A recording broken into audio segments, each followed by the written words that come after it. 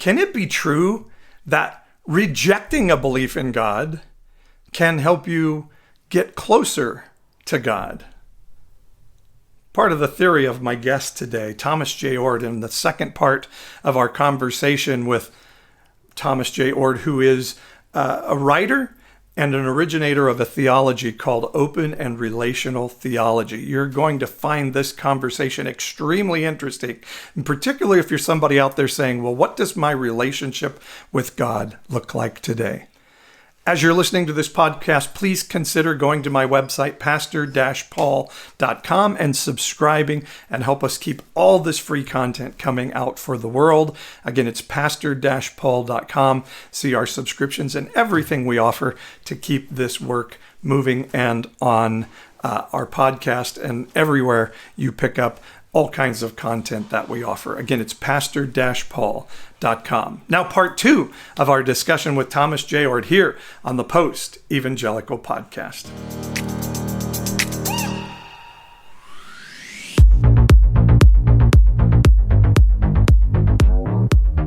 I'm talking with Thomas Jay Oord, Tom, who is author of the books God Can't, How to Believe in God and Love After Tragedy, Abuse, and Other Evils, and his newest book, which I have a copy of right here, that I really appreciate you giving me a copy of this. Yeah. Open and Relational Theology, an Introduction to Life-Changing Ideas. And it's interesting discussion. So we're in this space, in this world where a lot of people are in this deconstruction, as we're talking about. In the forward of your book, you talked about being invited maybe to leave some denominations or organizations in the past with your beliefs. How has your transition of faith and beliefs come about in your life over the past few years? Yeah.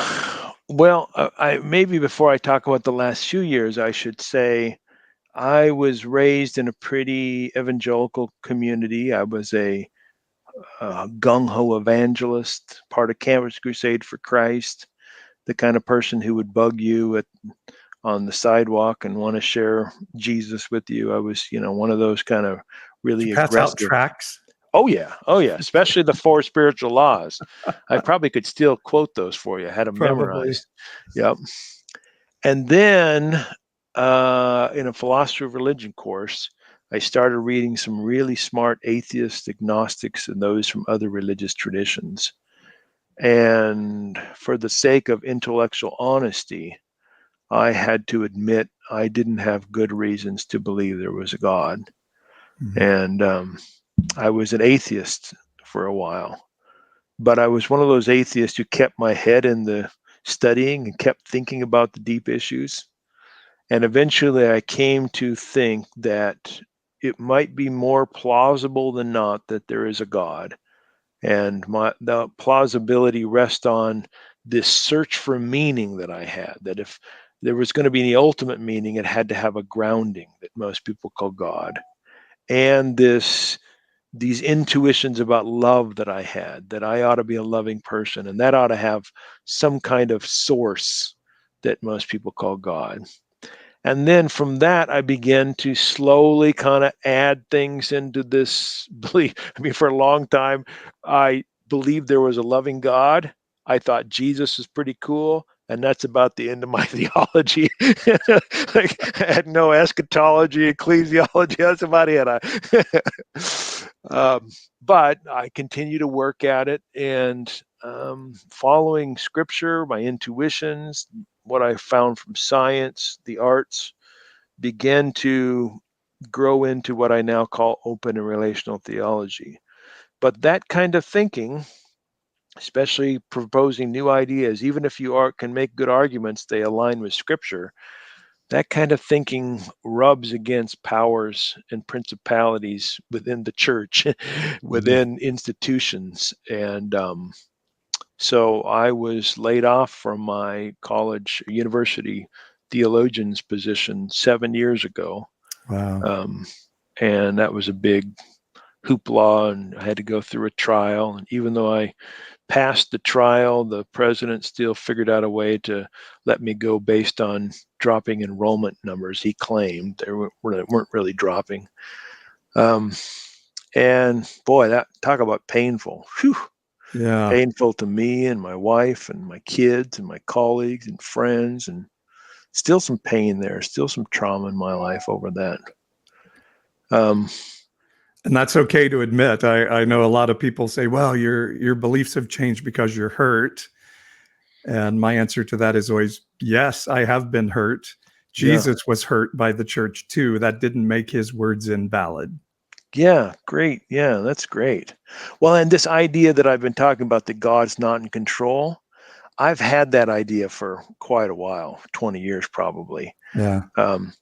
But that was actually super helpful going through my trauma, because I didn't have to think this was a part of God's plan.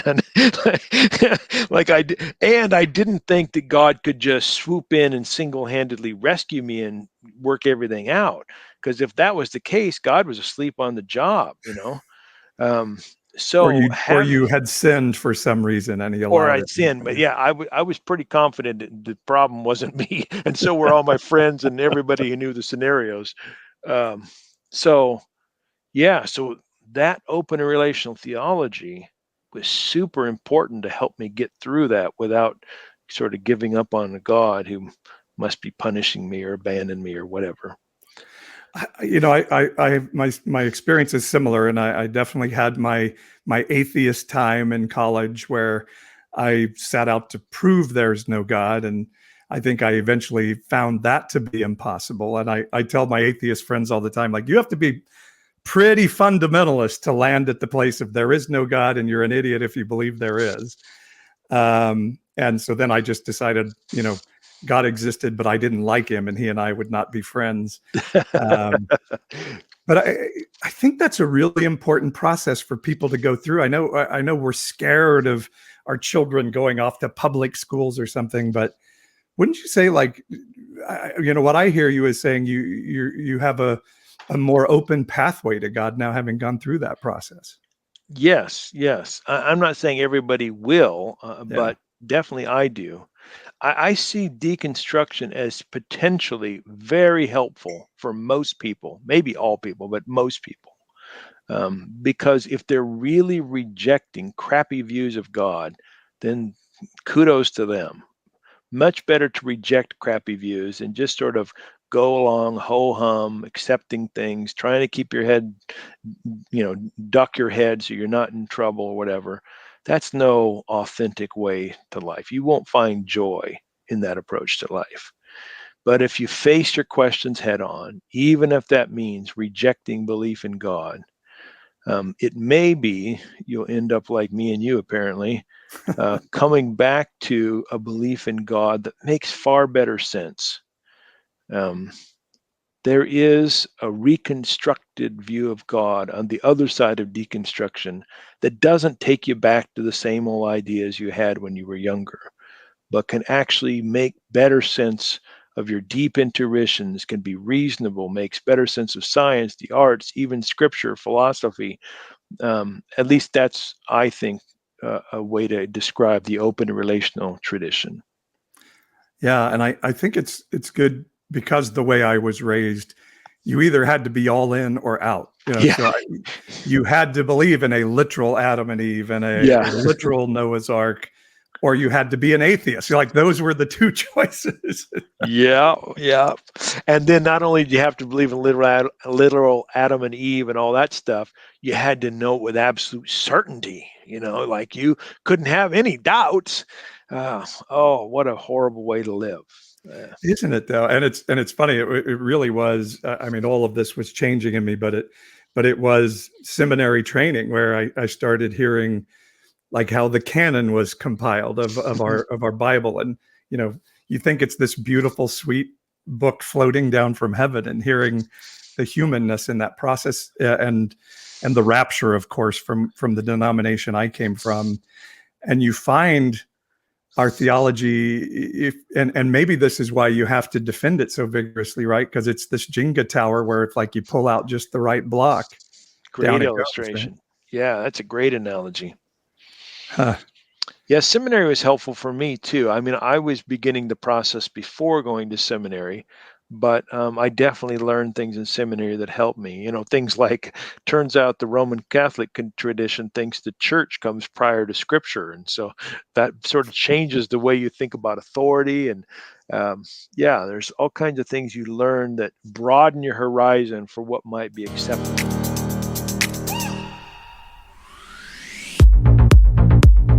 Hope you're enjoying this conversation. Let me interrupt for just a moment and remind you, pastor-paul.com is the website. That's where you can subscribe. It's like a Patreon page, if you've known how Patreon works. A patron was somebody that helped a creator do their work. Did you know William Shakespeare had patrons that paid for his living expenses so that he could create art? Same with Beethoven, Mozart, Galileo. Now, I'm not saying I'm any of those guys, but I'm a creative, creating art, so to speak, to help people hear that God is not mad at them and he won't get upset.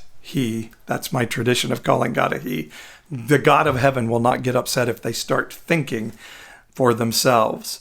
And so pastor-paul.com is the place where we do that on my website, where you can subscribe, get all kinds of fun benefits for as little as $5.99 a month, or you can really help support us with $100 a month, and it's pastor-paul.com is the website. Would you go check it out? And just out of the joy of seeing this message get out to the world that God is not like those angry Republican people over there. The God of heaven, the truth and goodness of heaven, is actually not angry, judgmental, and thin-skinned. Pastor-paul.com is the place you can go to help. Now, to our conversation with Thomas Jay Oord on the Post-Evangelical podcast. The book is Open and Relational Theology, an Introduction to Life-Changing Ideas. And Thomas's website, Thomas J. Oord, 2 O's in OORD.com is the website. So people can find you out there, right? Yep. Strange last name, a Dutch name, OORD. Of course, your name isn't exactly common, so no, it's not. Names. People have a hard time pronouncing it for sure. So do you have a recommendation for how people go into that process of starting to ask questions, maybe particularly when they've been told they're not allowed to ask questions? Like, how do you recommend somebody kind of dive into that process of, I've been asking questions and now I'm going to give myself permission to do so? Yeah, a couple of things I've seen as helpful in my own life or in the lives of others. Some people find having a mentor during that process helpful. Now, you got to get a mentor who's not going to, it's going to be honest and open to the process. Some people want to mentor you and they really just want to bring you back to where you started from, and that's not a good way to go. So a good mentor can be helpful. Another approach I've seen to be helpful is having a close group of friends who are willing to be honest with one another and go through this thing together. And today it's easier to find a community like that thanks to social media and the internet, digital, etc. For me personally, I didn't really have either one of those, except if you think that books might be a community. I was reading a lot of books and thinking about them in private, and that really helped me when I was in that process. Yeah, I think I didn't realize I was going through deconstruction when I was going through it, but yeah, I think those are good, and because we have people ask a lot, how do we know we're not going into heresy? I'm not sure going into heresy is the worst thing that can happen for you from time to time.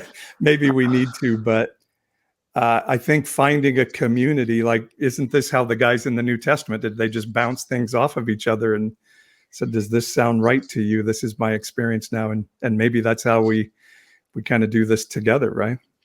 Yeah. What helped me with that heresy question was I became convinced at an early age the majority of people could be wrong about something. That seemed just like pretty obvious to me. If you think about advances in knowledge, it's the case that the majority of people think X, something new comes along, and then the majority switches to Y. So that was the first principle. The majority can be wrong. The second move was heresy is just the minority opinion.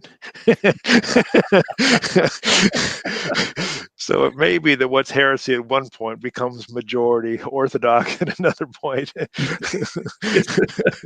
So everything we believe today was heresy at one point. Probably. It's true. And I just think giving ourselves permission, and that's really some of what I hope with a podcast like this, or some of the content I do, the books you write, some of the leaders in all of this, like the McLarens and Rob Bells, and people that some of us might say, I don't agree with everything those people believe, but they gave me permission to think. Yeah. And maybe that's just it, of knowing we can give each other permission to think. And I don't know, does God give us permission to think too? I don't. Definitely. I hope so. I mean, Yeah. if you have to have the right theology, boy, we're all doomed. At least I'm doomed. And the truth is, I also am sometimes say, well, I like X theologian or X Christian, but I don't believe everything they have. And then I think to myself, well, I don't believe everything I used to think a year ago. So, like, do I really need to add that tag on there? I never believe everything that everybody says. Very true. It's very true. So we can read a book that's challenging our thoughts, and I'm saying, I used to hear in our circles a lot, eat the chicken and spit out the bones. You Nice. You don't have to swallow everything. You can say, oh, that doesn't quite work for me right now. Yeah. There is one thing that I'm trying to do in my life. Well, I've been trying for a long time. I'm not going to claim to be perfect at this, but I would recommend it to people going through a deconstruction period, actually anything in life, but especially deconstruction.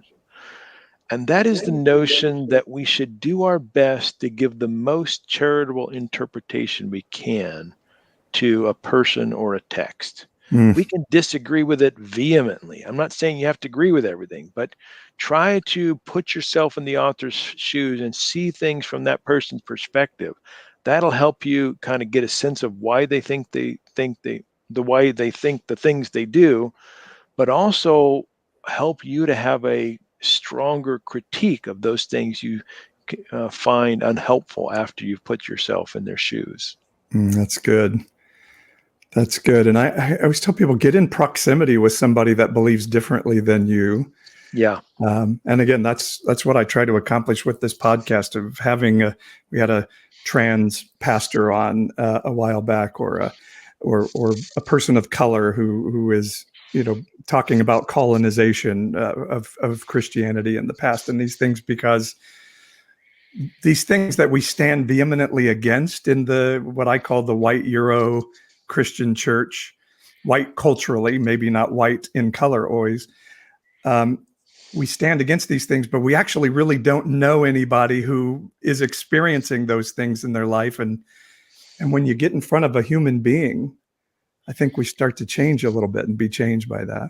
Yeah, good point. I'm finding that in my engagements of those of other religious traditions,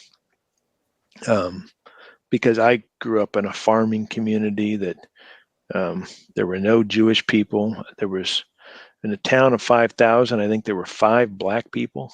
So not a lot of racial diversity either. And almost everybody I know went to church, and most of them Protestant. So I really didn't grow up around people of other religious traditions, and had a very constricted view of them. And now I'm learning more in the just real relational friendships I have. And that's been really helpful for me. And what's really strange, Paul, you probably can relate to this. I've got some Muslim and Jewish friends whom I agree more theologically than some of my Baptist friends. It's the weirdest thing ever. Very like true. Their view of God is closer to mine than some of my fellow Christians. And I go to the, Romans 12:2 is kind of one of the verses I probably lean on as much as anything right now. Is, don't, some interpretations are, don't be conformed to this world. I think age is a better interpretation of that. And I even then sort of give it my own translation of, like, don't be conformed to your community or your echo chamber or your mindset, but be transformed which means just completely changed by the ongoing renewing of your mind so you can know what is good and right in a season. I think we have to be meeting Jewish people and Muslim people and queer people and people of color, people that are not in our sphere, so we can know what God's plan is for everybody in a season. And without it, I think the opposite of that is hard-heartedness. The opposite of that is being entrenched and all of those things the Bible talks against. And Jesus talked about people becoming whitewashed tombs or hypocrites or, the leaven of the Pharisees, all those things. So yeah. I think hanging out with people of different beliefs is a command of the Bible. That's great. I'm going to steal that interpretation of Romans 12. That's good. I like it. Feel free. So are you a universalist then? Not a classic universalist. Okay. A classic universalist, as I would define it, says that it's inevitable. Everyone enjoys afterlife bliss, either because God sovereignly decides, says, all income free, and we all go to heaven, or God so created things such that we'll be determined to go to heaven. It'll be inevitable. That's kind of more David Bentley Hart's view, that second one. First one, a good representative might be someone like Karl Barth. My view says this: God, moment by moment, always invites everyone to a life of love. And we can choose to respond to that invitation appropriately or inappropriately. When we die, God doesn't give up inviting us, because I happen to believe in life after death. So we continue to have the invitation to love moment by moment. And we can continue to say yes or no to that. When we say no, there are natural negative consequences that come from saying no. God doesn't send us to hell. God doesn't punish us. But saying no to love is its own punishment. Now, because I have a God who can't control, this God can't force anyone to heaven. But because I have a God who never gives up, what I call the relentless love of God, there's the genuine hope for universalism, but not the kind of guarantee that could only come from some kind of sovereignty. Do you see that as sort of a purgatory, a Sheol holding tank, or nihilism, or annihilation, or any of those? I'm sorry, annihilation. How do you see that?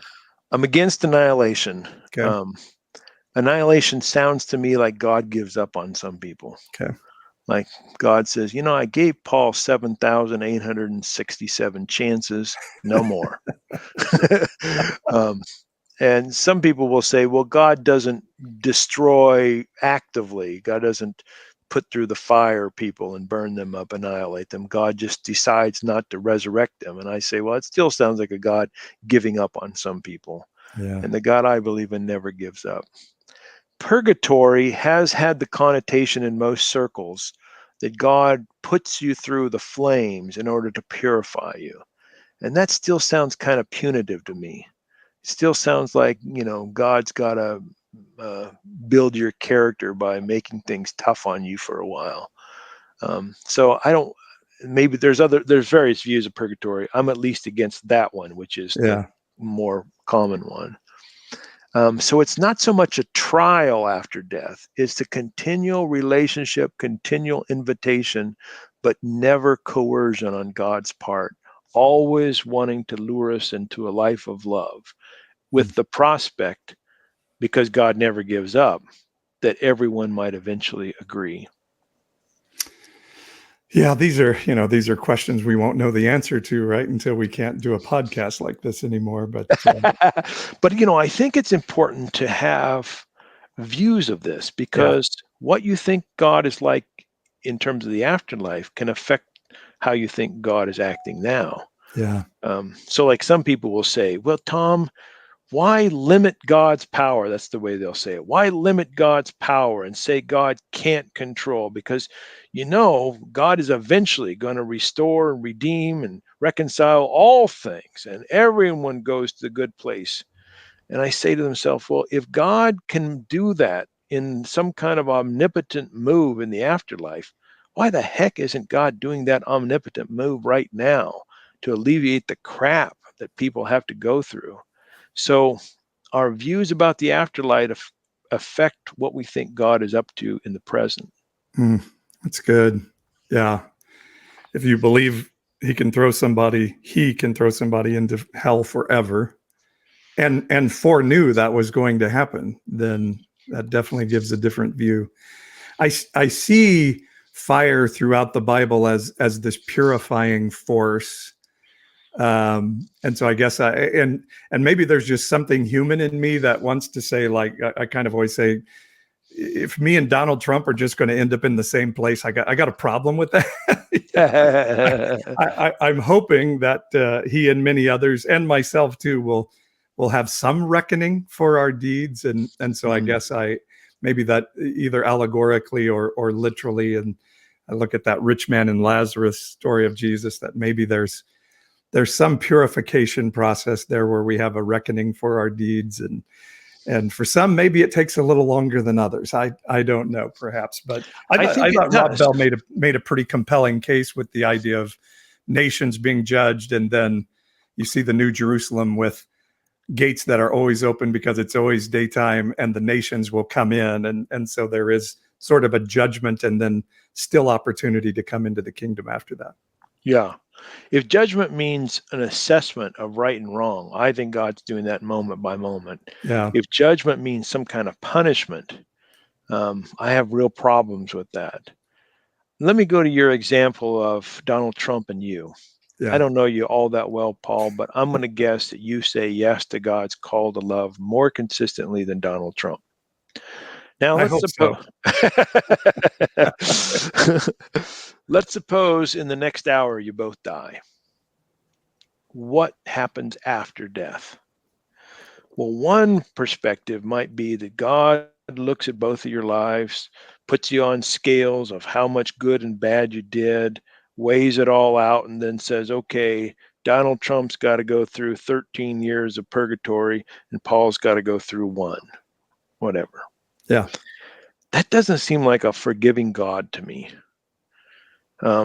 However, if in the afterlife, God continues to call both of you, do you think someone whose habitual way of living has been not to cooperate with God, which in this case, we're saying Donald Trump is like, do you think he's going to immediately just start cooperating with God, or is it going to have to take some habitual changes for that cooperation to come about? I suspect it's going to take some time for that to change. And so there'll still be some natural negative consequences for Donald Trump in the afterlife when he says no to God. And there's reasons then for us to say yes in this life, not only for the positive that comes here and now, but also because it, as the scriptures might say, gets us ready to be in God's presence in the afterlife. That's good.